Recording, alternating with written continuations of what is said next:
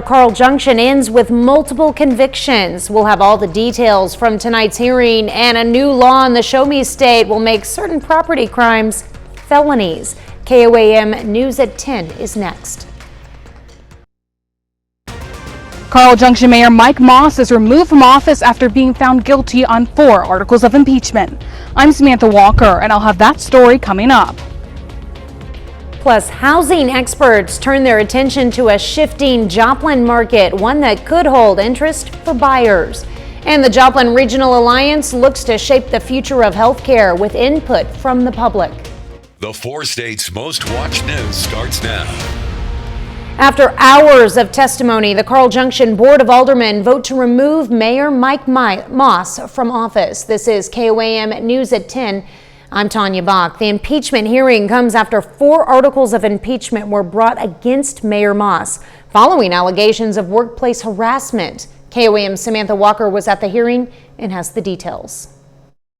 The environment at City Hall has become hostile and diminished by the mayor's words and actions.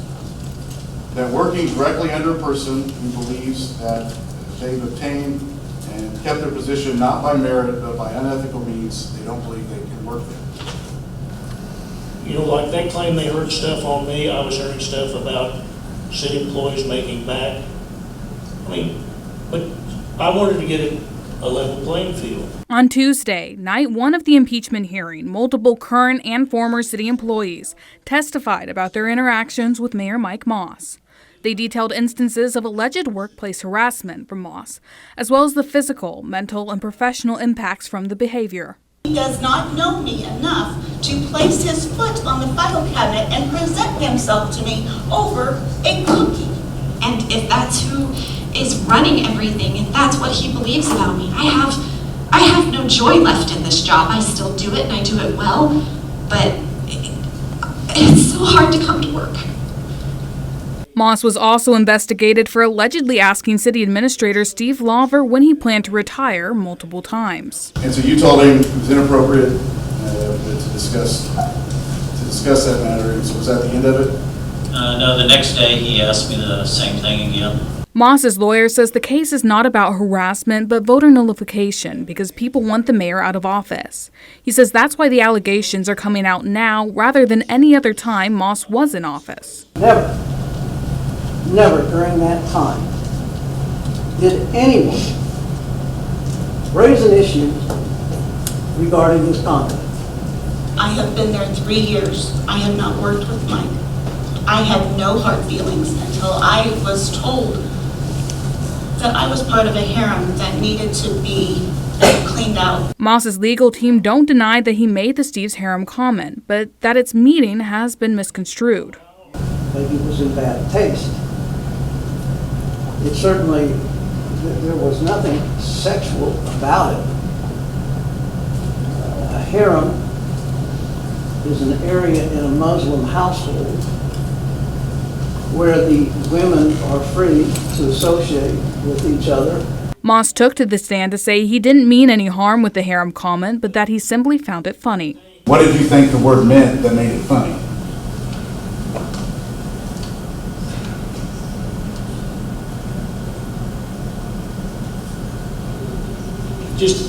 It was just a hoot. You know, just guys get together and say sometimes just for a laugh. But council members say it's about impact, not intention. It matters how that was perceived by the person that is offended.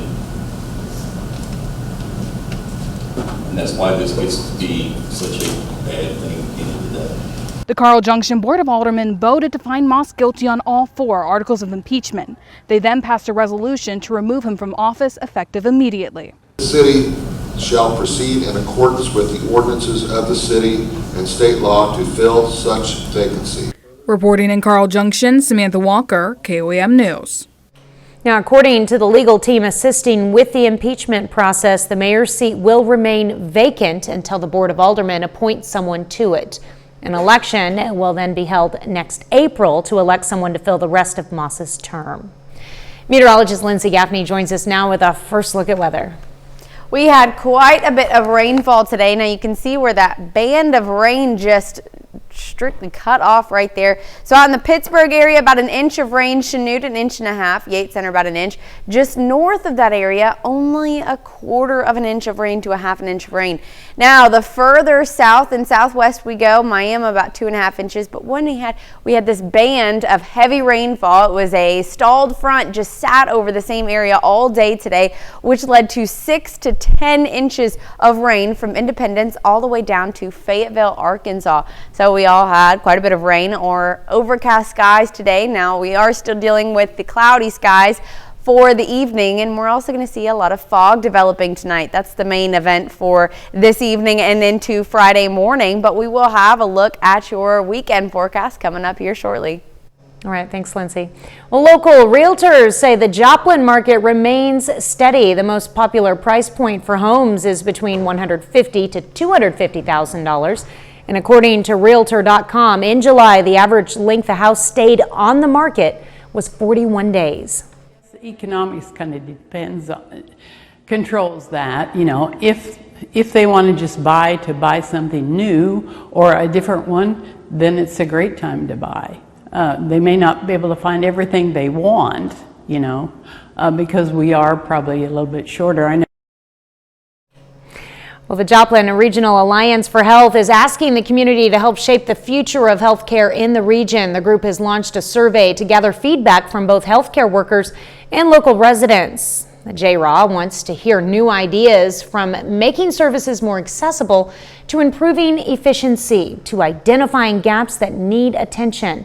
Now, the results will help guide future initiatives, including new technologies, programs, and even economic opportunities that could bring jobs to the region.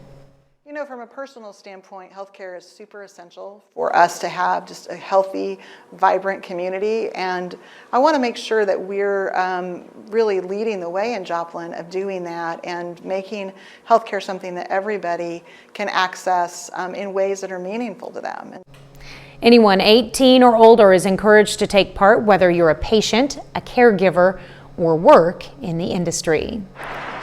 CASA recently finished construction of the storm-proof playhouse, something they once thought was out of reach. One CASA employee had originally started the project, but as costs rose beyond expectations, hopes began to diminish. And then the local church, unaware of CASA's situation, stepped forward with exactly the amount needed. CASA describes this as a blessing in disguise. It's a new role and new responsibilities for Pittsburgh's fire chief. That story coming up. But up first, your car gets new protection starting today. How a new Missouri House bill is turning vehicle break-ins into felonies. So come see us at Wade's RV. We're a dealership you can trust. Thanks, Dad. You're welcome, son. Missouri's sweeping safety bill, House Bill 495, goes into effect today. Much of it focuses on property crimes. As Adam Woodbury reports, one of the biggest changes targets vehicle break-ins and punishing those criminals. So hopefully this will be the deterrent that we need, that will curb that instinct and that opportunity for suspects to do that. Every year when August 28th rolls around, the newest public safety laws go into effect. Each year, lawmakers approve a slew of changes, often focusing on a specific type of crime. This year, property crimes are a hot topic. In this particular instance, House Bill 495 does make some significant modifications, and you can tell that the House is really wanting to crack down on vehicle break-in. Defense attorney Adam Woody says the legislature created a new statute when it comes to vehicle break-ins. Doing that is now a second-degree burglary and a Class E felony that could get you 4 years in prison. So if someone unlawfully enters a vehicle for the purpose of committing a crime therein, and that would be any part of the body entering that vehicle, or even an object connected to the body entering the vehicle, that's now burglary along with buildings or inhabitable structures. A lot of car break-ins happen when crooks check handles for unlocked doors.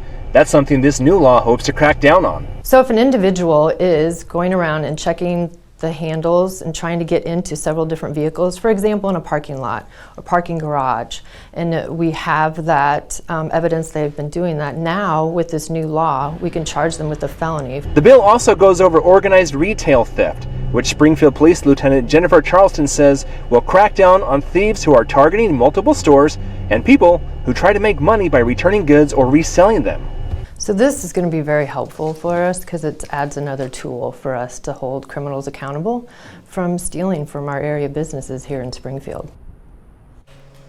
These are just two parts of the new law. It also increases prison times for people convicted of sex trafficking, ends non-disclosure agreements in sexual abuse cases, and it increases penalties for tampering with water supplies in Missouri. A little later, Pitt State football kicks off its season on the road in Michigan. Ryan has the details in sports. And we had quite a bit of rainfall, but I'm going to have a look at what you can expect for the rest of your weekend coming up right after this. In an accident, Wood & Peterson knows how to win for you. It's the Labor Day sale at Westco. Or online at skywaybuickgmc.com. Skyway Buick GMC, where your next drive is exceptional by design. It has been a dreary and rainy day today. Now temperatures only got up to the upper 60s. We can go ahead and look at the almanac for today. We got up to about 68 degrees in the Joplin area. We can thank our rain and overcast skies. Now our low was right on par with where we should be this time of year. Now, a few of us got quite a bit of rain. Now, that strip from Independence down to Fayetteville, we had a stalled front that just sat right over the area, which produced quite a bit of rainfall, 6 to 10 inches of rain. Now, the rest of us just had that light drizzle, inconvenient rain all day long. And you can see Bentonville only got 2.5 inches, Joplin about an inch, inch and a half, the same in Pittsburgh. And then we have that pretty distinct cutoff. We're north of Pittsburgh, north of Chanute, only got about 1/4 to 1/2 an inch of rain, and then Nevada and North didn't get any bit of rain today. Now, we're left with just overcast skies for the rest of the evening. You can see, taking a look at downtown Joplin from the Cornell Arts and Entertainment Complex, we have a lot of clouds out there. You can see just a little bit. I mean, it is nighttime, but the main thing that we're going to be focusing on for the next 12 hours is the fog. We have dense fog arriving because of all the rain we saw today. That's going to start just after midnight. You can see visibility already dropping down, but once we get to the early morning hours on Friday, 3, 4, 5 a.m., we're seeing some areas already down to less than half a mile visibility. Cassville, Aurora, Lamar, Fort Scott, Iola. Then by 7 to 8 a.m., now this is when everyone's starting their workday, going off to school, we're going to see visibility for nearly everybody down to less than half mile visibility, even seeing almost 0 mile visibility. Again, very dense, patchy fog through the morning hours. Burns off very quickly, and then we are left with some partly cloudy skies for the rest of our Friday afternoon. You can see that fog dying down. Overcast skies, but these are going to be upper level clouds, so we get a lot of sunshine through those, even though it's going to be cloudy there in the morning.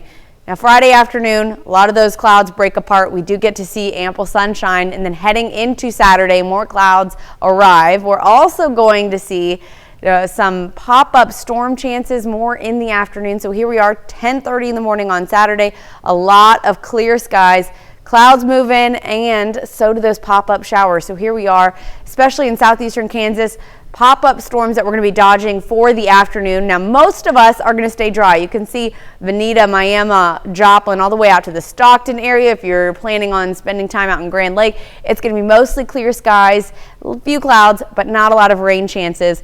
Then we're heading into Sunday and Monday, the rest of your Labor Day weekend, dodging storms all weekend long. Now again, this is going to be very similar to Saturday, where we see these isolated pop-up storms, but most of us stay dry. So overall, it's going to be a fantastic weekend with temperatures that are going to be in the low to mid 80s. We stick around in the low to mid 80s for most of the week, starting to see temperatures warm back up by next weekend. Well, I mean, not bad temperatures. It's looking pretty good. It's a good Labor Day weekend. We'll take complain. it. We can beat the storms. All right, thanks, Lindsay. Well, Pittsburgh Fire Chief Taylor Cherney will be transitioning to battalion chief after leading the department for 3 years. His new role will be more hands-on, as he will work more closely with emergency response operations. During his time as chief, the department purchased a new engine and are on the verge of acquiring another. Cherney will remain chief until the department names a replacement. Still ahead, Riverton's team first mentality is helping them fill key holes on the field. We'll have the details coming up. Plus, the Titans of Columbus are looking to build off their playoff appearance from a year ago. Those stories and more coming up after this.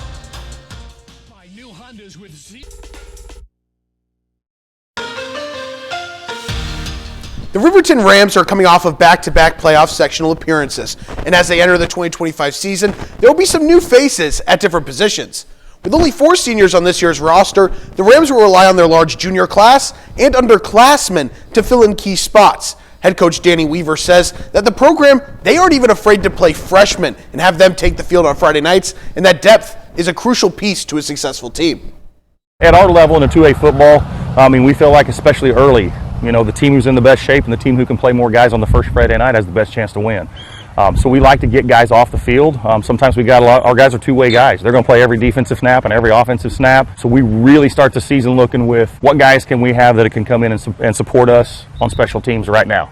So you have a chance to play here early if you can be a great special team guy. And I think our guys buy into that. We got guys that have been willing to change positions this year. Coach, I want on the field now.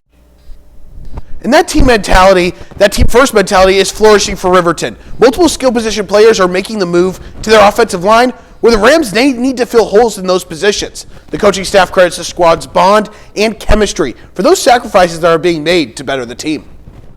We got Roland Watkins. He came out, showed up at summer weights, put some weight on. Got Jared Moran. He's my grade, junior.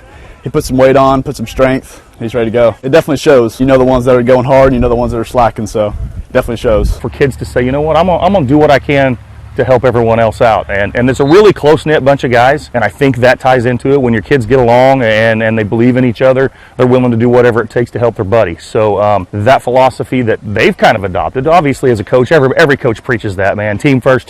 But until those cats that are out here doing it every day in the heat and getting banged up on Friday nights, until they buy into it, it doesn't work, and they're a family. Riverton kicks off their 2025 schedule at home against the Lions of Baxter Springs next Friday.